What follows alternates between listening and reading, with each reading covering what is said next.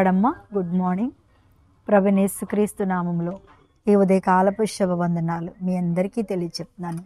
బాగున్నారమ్మ అందరూ? ఎలా ఉన్నారు? దేవునికి స్తోత్రం. నేను కూడా మీ ప్రైజ్ లాడ్ని చూస్తున్నాను. మీకు మీ యొక్క ప్రార్థన విజ్ఞాపనను చూస్తున్నాను. మీరు పెడుతున్నటువంటి ప్రైజ్ లాడు ప్రార్థన విజ్ఞాపన అవన్నీ కూడా చూస్తూ నేను కూడా చేస్తున్నాను మీకోసం. దేవుని స్తోత్రం. నేను ఒకవేళ మీకు కనపడుతున్నాను, మీరు నాకు కనపడట్లేదు అనుకుంటున్నారు కదా. ప్రతిరోజు నేను మీకు కనిపిస్తున్నాను. మీరు ఉదయకాలం నా ప్రార్థనలో నేను మిమ్మల్ని మంచిగా చూస్తున్నాను. దేవునికి స్తోత్రం. ఎలా ఉన్నారమ్మా? అందరు బాగున్నారా? మా దగ్గర ఎప్పుడు కూడా ప్రతి మంగళవారం ఉపవాస ప్రార్థన జరుగుద్ది. అసలు మా సేవలో నా సేవలో నాదే అది.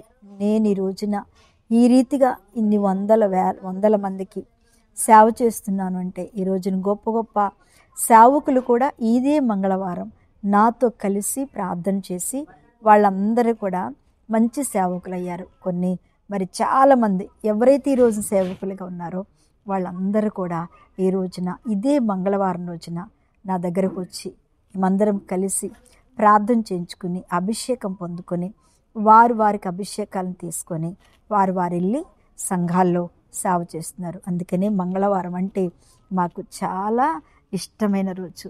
అనేక మంది మారి నేను ఆదివారం తలుపులు తెరిచాను అంటే నిజంగా ఈ మంగళవారం దినం నా కుటుంబం మారిందంటే, నా భర్త, నా పిల్లలు, నేను ఈ స్థితిలో నా కుటుంబమంతా సేవకులుగా మారి సేవ చేస్తున్నారు అంటే కేవలము మాకు ఈ మంగళవారం ఉపవాస యొక్క ప్రార్థన. ఇప్పుడు కాదు, 1992 నుంచి 93 నుంచి మంగళవారం కూడికను మేము ప్రారంభం చేసాము.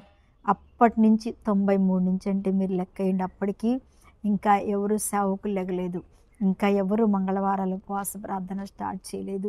మా సహోదరి ఉండేది, మా సహోదరి మరి అమ్ములు అని హైదరాబాద్ వెళ్ళింది. ఆమె, మా సహోదరి, నేను ఇద్దరం కలిసి వారి తండ్రి రక్షణ కొరకు, ఆమె నా భర్త రక్షణ కొరకు నేను కలిసి ప్రార్థన చేసిన ఈ మంగళవారాన్ని కొన్ని వందల మందిగా దేవుడు ఆస్వాదించాడు.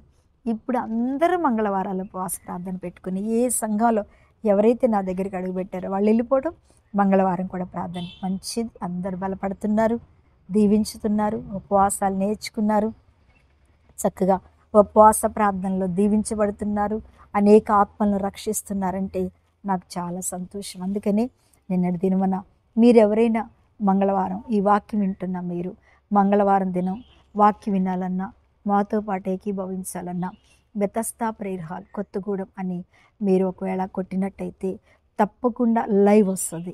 ఆ లైవ్లో ఎంతోమంది రోగులు బాగుపడతారు, దయ్యములు పట్టిన వారు విడుదల పొందుకుంటారు, ఎంతోమంది సమస్యల చేత ఉన్నవారు ప్రభు వారితోటి మాట్లాడతారు. ఊర్లు అనేకమైన ఊర్ల నుంచి వస్తూ ఉంటారు, దీవించబడతారు, చక్కగా ఆశీర్వదించబడి వారు వెళ్ళిపోతారు. వాళ్ళు ఆశీర్వదించబడి వెళ్ళటం నాకు చాలు. వాళ్ళు దీవించబడటం, స్వస్థత పొందుకొని వాళ్ళు వెళితే నాకు చాలా సంతోషం. దేవుడు నాకు ఇచ్చిన సంఘాన్ని ప్రభు నాకు ఇచ్చాడు. దేవునికి స్తోత్రం. ఎందుకు ఈ మాటలు చెప్పాలనిపించింది నాకు?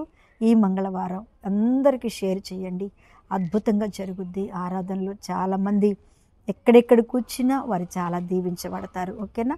మంచిది. దేవుడు మీరు కూడా అందులో ఉండాలని, ఉపవాస ప్రార్థనలో ఉండాలని నా యొక్క కోరిక. తప్పకుండా దేవుడు మీ జీవితాలు ఏదనుకుంటున్నారో అది ఆ రోజు ఆరాధనలో ఆ వాక్యంలో అద్భుతమైన కార్యాలు దేవుడు మీ జీవితంలో చేయబోతున్నాడు. ఈరోజు దేవుని యొక్క వాగ్దానము అపోస్తల కార్యాల గ్రంథము 9వ అధ్యాయము 36వ వచనాన్ని చదువుతున్నాను. మరియు ఎప్పేలో తబిత అను ఒక శిష్యురాలు ఉండెను. ఆమె దోర్కా అని పేరు. అంటే కొంచెం చదువుతున్నా. ఆమె సత్క్రియలను ధర్మకార్యములను బహుగా చేసి ఉండెను. ఆ దినమున ఆమె అనారోగ్యవంతురాలై చనిపోయాను. దేవుని బిడ్డలారా, చూడండి, ఇక్కడ ఈ స్త్రీని మన కళ్ళ ముందు దేవుడు ఎందుకు ఉంచుతున్నాడంటే మంచి స్త్రీ అంట, దేవునికి మంచి శిష్యురాలు, సేవకులకు మంచి శిష్యురాలు. సేవకులు ఎవరు వచ్చినా మంచి పరిచర్య చేయడంలో కానీ, సేవకులను చేర్చుకోవడంలో కానీ, సేవకులను ప్రేమించడంలో ఒక మంచి శిష్యురాలు. ఆమె ఇంకేం చేస్తుందంట, మంచి సత్క్రియలు కలిగింది కదండి. చాలా మంచి కార్యాలు ఆమె జీవితంలో, ఏదైనా మంచి కార్యమే చేస్తుంది, మంచి పనే చేస్తుంది. ఎవరికైనా ఏదైనా చేయాలన్నా వెనకంజ వేయదు. ఎందుకంటే మంచి కార్యాలు చేయడానికి, సత్క్రియలు చేయడానికి మనం వెనకాడాల్సిన అవసరం ఏమీ. అట్లా అనుకుంటే మా దగ్గర ఏమున్నాయి అనుకోవచ్చు. ఉన్న దానిలో చేసిన వారే సత్క్రియలు, మంచి సత్క్రియలు చేసింది. తర్వాత ఏమైందంట, ధర్మకార్యాలు బహుగా చేసి ఉండేది. చూడండి 3 ఉన్నాయి. దేవుని సేవకుల్ని ప్రేమించటం, మంచి ప్రవర్తన కలిగి ఉండటం. 3వది ధర్మకార్యాలు, ఉన్నదానిలో, ఆమెకున్న దానిలో చేయటం. చేస్తూ ఏమైందంటే ఈమెకు అనారోగ్యం వచ్చి ఈమె చనిపోయింది. ఇంత మంచి కార్యాలు చేసినామా, చనిపోతారా? పుణ్యం కోసమే కదా ఇవన్నీ చేసేది. మనకి పుణ్యం వస్తుందని, మనకు ఆయుష్ పెరుగుద్దని మనం ఇన్ని మంచి కార్యాలు చేస్తాం. కానీ ఆమె మరణించింది కదండి. దేవునికి స్తోత్రం, హల్లెలూయా. మరణించిన తర్వాత చూడండి, మంచి కార్యాలు చేసే ఆమె ద్వారా మేలు పొందుకున్న వారు మరణించిన ఆమెని తిరిగి లేపుకున్నారు. ఎంత అద్భుతమైన భక్తి అండి వీళ్ళు కదా, చాలా అద్భుతం. వాళ్ళందరూ వెళ్ళి సేవకునికి చెప్పి, అయ్యా మమ్ములను ఈ రీతిగా ప్రేమించింది, ఈ వస్త్రాలు ఇచ్చింది, ఇదిగో మాకు ఈ అన్నం పెట్టింది, అయ్యా ఇది మాకు కుట్టించింది మిషన్ మీద. నిజమే, మనం చిన్నగా సేవకులకు కూడా ఏది ఫ్రీగా మనం చేయం కదండి. సేవకులకు మనం ఏం చేస్తాము, వాళ్ళందరూ వచ్చి ఏం చెప్తున్నారు తెలుసా, అద్భుతమైన సాక్ష్యం. ఏం చేయాలమంటే ఆమెను బ్రతికించి మాకు మరలా ఇవ్వండి. దేవునికి స్తోత్రం, ఎంత కృతజ్ఞత. ఎన్ని మేలు అనుభవిస్తున్నాం కదా, ఎన్నో మనం చూస్తున్నాం.